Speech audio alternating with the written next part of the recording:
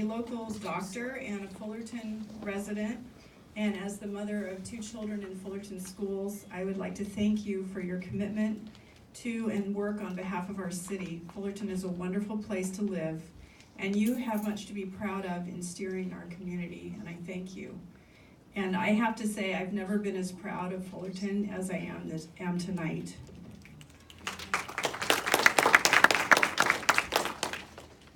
I urge you to reject the current administration's attack on our immigrant population and support SB 54, the California Values Act.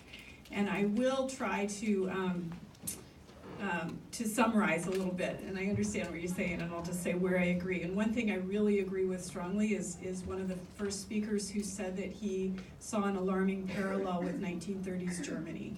And it feels like hyperbole to say that, but that's been very much in my mind. And the first thing I thought Saturday morning when I saw that this measure was coming to Fullerton, I felt very afraid.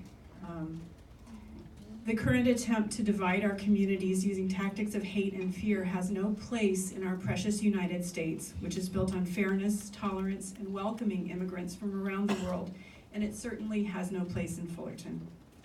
Measures like the one under consideration in Fullerton today, and here I'm going to summarize and talk about the organization FAIR, which has been designated as a hate group by the Southern Poverty Law Center, and this is the organization whose legal arm is backing this measure that we're talking about tonight.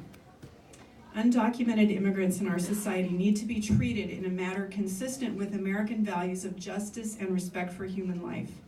The current administration's approach to the undocumented has shown a shocking disregard for both, and reflects seeming intentional cruelty. Immigrants have been deported despite threats to their lives in their home countries. Young children have been held separate from their parents for long periods of time. People undergoing medical treatment have been removed from hospitals. Parents have been ripped from their children in front of schools. Given these abuses, I am glad and proud that the state of California has enacted legislation to help ensure that the human rights of everyone among us.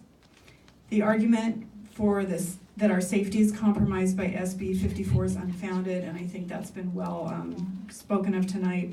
An environment where people are afraid to interact with police and courts for fear of deportation is a breeding ground for crime, especially among the most vulnerable.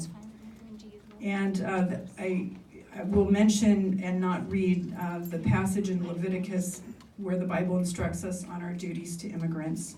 On this week of Easter and Passover, please reject hate and recommit to a safe, caring community.